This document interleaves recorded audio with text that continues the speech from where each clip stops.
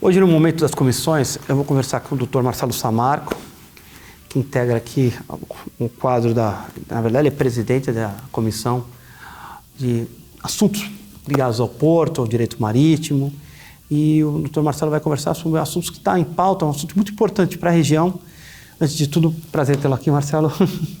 Prazer é meu, Sérgio. Uma grande satisfação estar aqui, conversar com você, grande amigo, e também passar um pouquinho do que está acontecendo no nosso cenário aí no direito marítimo, direito portuário, né? Quando a gente fala do marítimo, o marítimo sempre está ali muito familiarizado, né, com as questões portuárias e aduaneiras, enfim. Temos outros colegas, né, que presidem as respectivas comissões de portuário e aduaneiro, né? O Dr. Rodrigo Zanetti no aduaneiro, o Dr. Lucas Rênio no portuário e no caso eu, por enquanto, respondendo pela comissão de marítimo, mas são assuntos que estão interligados, né?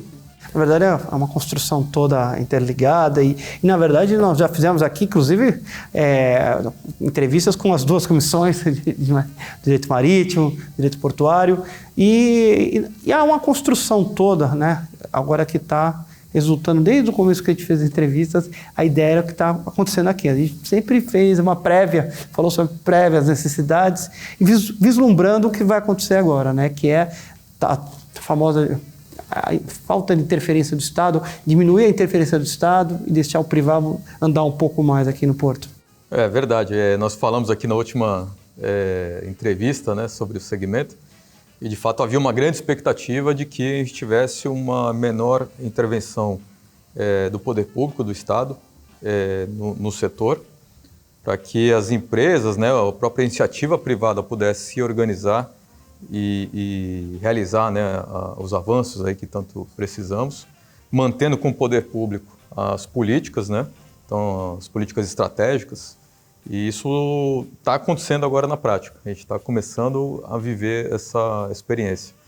Então nós temos, por exemplo, na questão do setor aquaviário, né, o governo promovendo políticas públicas de incentivo à cabotagem, por exemplo. Foi um projeto da BR do Mar, né, que é um projeto de lei que partiu do próprio governo, né, do Executivo, foi apresentado ao Congresso, passou uma primeira etapa na Câmara dos Deputados, agora está na iminência de ser votado no Senado, deve ter uma alteração ou outra ali de novas emendas e por isso deve voltar para a Câmara, mas é uma iniciativa do poder público ali estabelecendo uma política estratégica para reorganizar a matriz logística brasileira, né, que hoje está muito fundamentada ainda no rodoviário, mas a gente precisa de uma distribuição melhor. E isso, querendo ou não, sim, vai impactar na atividade portuária também, né? Eu vi também com a questão do direito ferroviário, teve não sei se edital, qualquer... Uma MP. Acabou de ser aprovada a MP 1065/2021, que é a MP das ferrovias, também a gente pode dizer aí que é um novo marco regulatório das ferrovias, que visa justamente flexibilizar as barreiras de entradas da iniciativa privada para explorar a atividade ferroviária. Então, entre outros aspectos importantes dessa MP, é a questão da criação dos contratos simplificados. A gente já tem isso, foi criado no setor portuário e está sendo trazido agora para o setor das ferrovias. Então, é uma forma de facilitar a entrada do investidor privado, né, tornar esse ativo mais atraente, né, o investidor privado, para que a gente tenha aí uma expansão da atividade ferroviária, da malha ferroviária brasileira. Então, mais uma vez, é o Estado diminuindo a sua participação, flexibilizando regras de entrada, promovendo uma política estratégica para atrair os investimentos privados. São 3 pontos importantíssimos. Você tem o marítimo funcionando, o cabotagem, né? E aí a malha ferroviária, você desafoga a parte rodoviária num país que é muito grande, tem deficiências na sua malha rodoviária e a ferroviária... Eu só não... Eu vi que eu falei de tal, mas eu vi a MP, na verdade, ela está regulando a profissão também e ela está... Mas como que as questões ambientais ainda para ser ultrapassadas nisso, para a gente ter certeza que isso é real mesmo? Existe uma grande discussão aí com relação ao aspecto ambiental, né, no setor das ferrovias. A gente tem, por exemplo, aí o projeto da Ferrogrão, que é uma importante ferrovia aí que pode ser um divisor de águas aí na questão do transporte ferroviário no Brasil. Mas ela está atravessando aí uma série de obstáculos, né, e resistência em relação ao aspecto de impactos ambientais. Na realidade, a ferrovia, ela, lógico, tem algum impacto na obra de construção de uma ferrovia, mas o que a gente tem que colocar na balança é o quanto também que a ferrovia favorece em termos de retirar da estrada um número significativo de caminhões e transformar isso em transporte ferroviário, onde você reduz a emissão de CO2, a emissão de carbono. Então, tem também as suas vantagens, a vantagem em termos de custos. Então, colocando na balança, a gente tem aí um impacto até positivo, né? Então, isso precisa ser colocado também nessas discussões, sempre que se fala em impacto ambiental provocado pelo setor ferroviário, A né? rodovia impacta também no meio ambiente muito.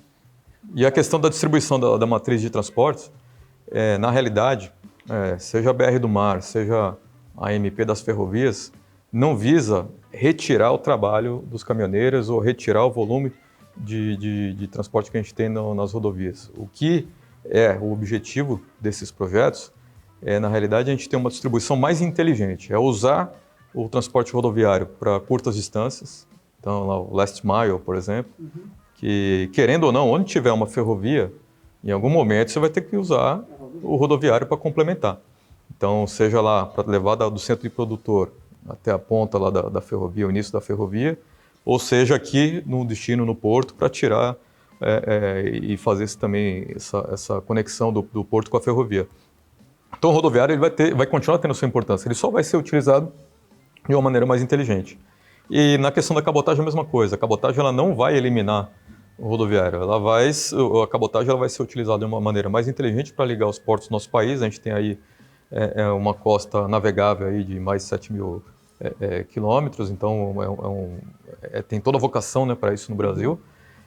Então, o que vai acontecer é que nessas longas distâncias, a gente vai ter de um lado a ferrovia, de outro a cabotagem, e nas pontas, né, nas curtas distâncias, o rodoviário complementando e facilitando essas conexões. Então, a gente vai ter, de fato, uma intermodalidade dentro do Brasil, com todos os modais funcionando e todos tendo a sua importância, a sua relevância, e favorecendo os centros produtores que estão no interior do Brasil e a atividade portuária, que é na faixa litorânea. É muito importante, segue o que os grandes países aí, produtores, no mundo todo, se utiliza, você precisa ter você não pode concentrar tudo no Brasil, concentra tudo na malha rodoviária, que é terrível, porque acaba tendo, além de que um número maior de acidentes, manutenção da estrada, então a forma de arrecadação é apenas uma. E você tem uma forma não muito inteligente, né, de se utilizar hoje a rodovia, que é pegar um caminhão e cruzar o país de norte a sul. Isso não faz muito sentido em termos de custo, em termos de riscos, né, de acidentes e até também de questão de mobilidade, de prazos para concluir o transporte, de agilidade, né? Então, na verdade, o propósito é utilizar os modais, cada modal para de acordo com a sua relevância e com a sua adequação para aquela necessidade. E voltando para a questão do porto, já que essas são questões importantíssimas que espero que você conclua, e questões que vão abrir a oportunidade de investidores estrangeiros virem para cá, então investirem no país. Isso é tudo importante para a economia, para a baixa do dólar, enfim, para toda a comunidade internacional, para o Brasil, quer dizer, todo mundo sai ganhando, né? E falando agora do porto, esse processo de a diminuição da intervenção estatal aqui, como é que PEC está? Você acha que os investidores estão prontos para vir para o Porto Santo? Ele está obsoleto, não está? Como que você enxerga isso? Santos está vivendo um momento muito especial, né, Sérgio? O governo ele incluiu no pacote de desestatizações alguns portos que são entendidos e compreendidos como portos estratégicos e que foram estabelecidos aí como os pioneiros aí nessa leva, né, de desestatização. Então, o primeiro porto a ser desestatizado no Brasil, que está num estágio já bastante avançado, é o Porto do Espírito Santo, né, que atualmente a gestão desse porto está sob o encargo da CODESA, Companhia Docas do Espírito Santo, e na realidade isso engloba o Porto de Vitória e de Barra do Riacho. Esse primeiro projeto ele já passou por uma modelagem, né, através de um estudo que foi contratado pelo Ministério da Infraestrutura junto ao BNDES, um consórcio de empresas que realizou esse estudo de modelagem. A modelagem foi colocada em consulta pública, tiveram aí as contribuições do mercado, né, de todos os intervenientes e players, né, do mercado e pessoas que têm interesses, né, entidades de classe, enfim, sindicatos. Foi aprovado no segundo momento pela ANTAC e agora foi submetido ao TCU para aprovação final, para que então aquela desestatização esteja apta para ser levada a leilão público. E a expectativa é que isso aconteça no primeiro semestre de 2022. Na sequência, nós teremos o Porto de Santos. O Porto de Santos está num estágio um pouquinho atrás, mas os estudos para elaboração dessa modelagem, eles estão praticamente finalizados. Eles devem ser anunciados publicamente agora em outubro. Né? Deve ser colocado também em consulta pública, devem ser feitas aí audiências públicas, vai ser ofertada a oportunidade do mercado e todos os interessados de se manifestarem e apresentarem suas contribuições. E aí vai seguir todo aquele rito, né? Depois ser levado à ANTAC, eventualmente com modificações, de acordo com o que for apresentado de contribuição, para seguir todo esse trâmite, passar pelo TCU e, num segundo momento, ser levado a leilão. E aí a expectativa do governo é que o leilão de Santos aconteça aí no final do primeiro semestre do ano que vem e começo do segundo semestre. E só para esclarecer para as pessoas que estão assistindo, os colegas, o que significa, na verdade, na prática, esse leilão? O que é leiloado? Quais são os pontos? É a administração do porto? São áreas? O que vai ser realmente? O que seria até uma remodelação do porto? O que consiste isso? Porto de Santos, né, aqui a gente está falando do porto organizado, né, que é o porto, a área compreendida pela poligonal do porto, que é o porto público. Hoje, atualmente, ele é explorado em regime de arrendamento. Então, essas áreas são áreas da União, essas áreas que estão dentro dessa poligonal. A União, que é o poder concedente, através de leilões, estabelece firma contratos de arrendamento com entidades privadas, né, empresas privadas, para autorizar a exploração daquela área com a finalidade de exercer ali uma atividade portuária. Então é isso que acontece hoje. Hoje a gente vê aí essas empresas todas estão instaladas no Porto de Santos, todas aquelas que estão dentro da poligonal estão sob esse regime de arrendamento. Então de um lado a gente tem um ente privado, que é o arrendatário, de outro lado a gente tem o poder público, representado, aqui no caso pela Autoridade Portuária de Santos e também pelo próprio Ministério da Infraestrutura, que é o poder concedente, que tem a autonomia sobre isso. O que vai acontecer com a desestatização, né, e todo o caminho está sendo levado para isso, é que essas áreas elas continuam sendo áreas da União, essas áreas dentro do Porto Organizado, só que ao invés de elas serem administradas por uma companhia pública federal, que atualmente é a Autoridade Portuária de Santos, a antiga Codesp, essa autoridade portuária ela vai ser assumida por um concessionário privado, através de um leilão, que vai fazer a gestão de todo o complexo portuário público. E as áreas arrendadas, por exemplo, se estiverem expirando, você vai até a autoridade agora a privada e pede a concessão, a renovação, qualquer que seja. A gente tem contratos que estão vigentes. Então, aí, contratos, por exemplo, de 25 anos, que alguns no início, alguns chegando no término dos 25 anos, outros ainda no meio do caminho. Todos os prazos dos contratos vigentes nessa transição serão respeitados até o fim. Então, aquele que tiver um contrato em vigência que prevê ali 25 anos de exploração da área arrendada, o concessionário que assumir o papel da autoridade portuária, esse concessionário privado, ele vai respeitar esse contrato até o fim dele. Então, a gente vai ter uma transição. A gente vai deixar de ter um contrato que é entre público e privado e vai passar a ter um contrato privado-privado. Com isso, os prazos serão respeitados. Isso já está na modelagem lá do Espírito Santo e fatalmente vai ser replicado aqui na modelagem de Santos.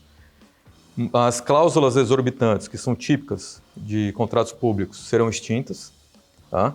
E as demais cláusulas serão negociadas livremente entre o privado operador portuário e o privado concessionário administrador do porto. Vendo direito de preferência e tudo. Exatamente, a gente vai ter a questão da preferência, a gente vai ter a questão, questões operacionais, questões comerciais, de preços, de remunerações, etc.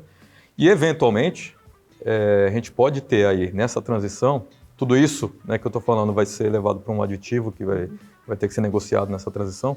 Eventualmente, a gente pode ter conflitos. A gente pode acontecer do operador portuário, que está hoje já estabelecido no porto, que vai passar por essa transição, não concordar com esse ou aquele ponto colocado pelo concessionário privado que vai assumir a administração. E aí, a gente vai ter uma situação em que isso vai ter que ser levado para uma solução desse conflito. E a ideia, pelo menos seguindo a linha do que está sendo feito lá no Espírito Santo, que deve ser replicado aqui, é que isso seja direcionado à ANTAQ, para a ANTAQ atuar como um órgão neutro e independente para arbitrar esses conflitos, privilegiando o equilíbrio das relações jurídicas entre essas partes, né? E também o aspecto de interesse coletivo do segmento portuário, do complexo portuário. Então a ANTAQ vai desempenhar um papel importantíssimo nesses conflitos. Não, e o que você está colocando é muito importante. O doutor Marcelo Samarco aqui, ele, na verdade, representa e é sócio dos maiores escritórios de direito marítimo, já historicamente. E essa é uma pergunta importante, uma colocação importante, porque justamente vai abrir um leque maior onde a advocacia santista estava estranha ao porto, tirando um ou dois escritórios, e vai dar uma oportunidade maior para se especializarem e com uma relação privada, dirimir, por exemplo, através de arbitragem, que o leque, a oportunidade de trabalho aumenta para a advocacia também. Com certeza, né? Nós teremos aí novas relações, né, que vão ser construídas a partir dessa transição. A expectativa de investimentos também é muito grande. Então, qual que é o grande mote aí dessa desestatização? É tentar acelerar os investimentos para se obter cada vez mais um nível melhor de eficiência no porto, né, uma estrutura melhor. Tudo isso, por mais que a gestão pública que está sendo feita pela autoridade portuária atual, ela esteja sendo muito bem executada, né, pela atual administração, você sempre tem os entraves, né, de um gestor público com relação às licitações, né, um certo engessamento ali para você ter uma mobilidade para contratar ou rescindir um contrato.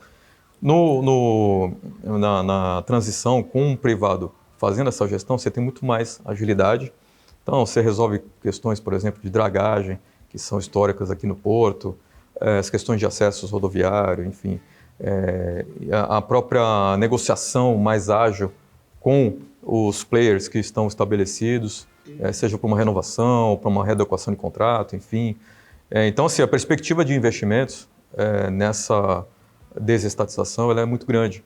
E por trás de tudo isso, você sempre vai ter a necessidade de ter um suporte jurídico. E aí entra o papel do advogado de estar podendo prestar essa assistência especializada, que vai ser essencial também nesse momento especial aí que o Porto vai passar. E é importante para a cidade de Santos também, que acabou nos últimos anos perdendo todo o seu polo industrial, embora não seja de Santos, em volta dele o próprio Porto entrou numa decadência, isso visível, e a cidade sente com isso, e a questão da COSIPA, então, em termos reais, a cidade empobreceu, porque também não tinha, e os escritórios estavam todos em São Paulo, então nós ficamos ali e a ver navios passando, só os navios nos víamos, e com essa perspectiva, esse momento realmente peculiar e especial, como você bem colocou, traz uma oportunidade de estabelecerem no centro de Santos, o comércio, tudo em volta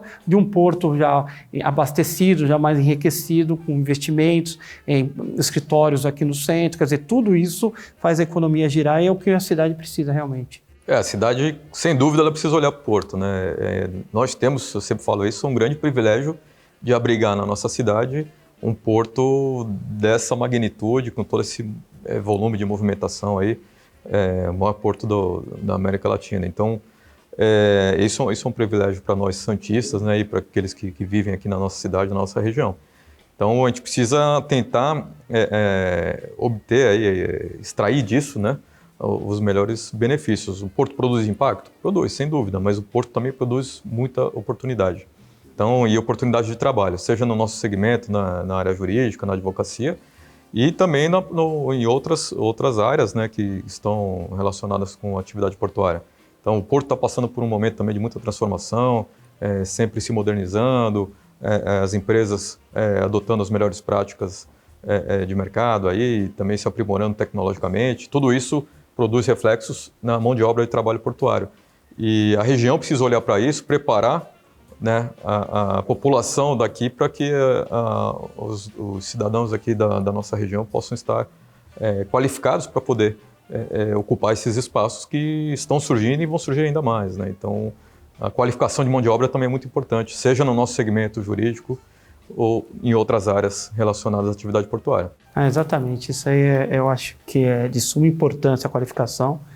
E nós aqui falando em termos de OAB, nós temos aqui as nossas comissões ligadas à área marítima, com profissionais muito qualificados, e num mercado tão difícil de trabalho, quando surge uma oportunidade, tem que ser pega. Então, não deixe de procurar os nossos colegas que estão contribuindo de um extremo conhecimento. É de grande valia o conhecimento do Dr. Marcelo Samarco, Dr. Rodrigo Zanetti e os demais presidentes de comissões, e numa situação que é peculiar e uma situação que está sendo clamada por muito tempo. O Porto está agonizando e pedindo socorro há muito tempo, e agora está recebendo esse auxílio, independente de governo, independente, o que nós temos real. Eu sempre tenho com relação às privatizações, eu acho importante, mas sempre tem dedos, né? Porque tem coisas que são estratégia para o Brasil, outras não. O Porto, eu acho que é uma das questões que devem ser privatizadas. Eu também sou favorável, por tudo isso que eu falei, na questão de ganhar agilidade, ganhar essa capacidade de melhorar a eficiência, né? E alcançar um nível de competitividade cada vez maior, seja no ambiente de concorrência aqui interno, seja na concorrência com portos internacionais. Então, isso, com a privatização, você consegue abrir um caminho que seja mais fácil de alcançar esses níveis aí tão altos, né, que são exigidos. Agora, lógico que tem que se tomar os cuidados necessários, né? A questão de custos, né, das operações, tem uma série de fatores aí que devem ser observados e devem ter a sua devida atenção, mas no todo, ali no geral, eu sou favorável, sim. Acredito que seja uma grande oportunidade aí de a gente ter conseguir alcançar aí um nível de excelência no nosso porto e num espaço menor de tempo. E como você me colocou, a questão ferroviária, a cabotagem, a mudança na entrada da cidade, quer dizer, tudo para otimizar, para que o porto fique próximo, então, e não interfira no dia a dia da cidade, mas interferindo na vida econômica. Então, todas essas questões que foram realizadas, quer dizer, o momento é agora. Anteriormente, nós falamos da possibilidade, agora, provavelmente na próxima entrevista vamos falar das realizações, o que está acontecendo.